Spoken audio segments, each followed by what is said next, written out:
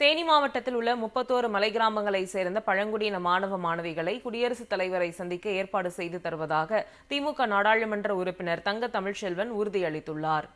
தேனியில் தனியார் தொண்டு நிறுவனம் சார்பில் பழங்குடியின மாணவ மாணவிகளுக்கு கல்வி உபகரணங்கள் வழங்கும் நிகழ்ச்சி தேனி ரத்தினம் நகரில் உள்ள தனியார் மண்டபத்தில் நடைபெற்றது.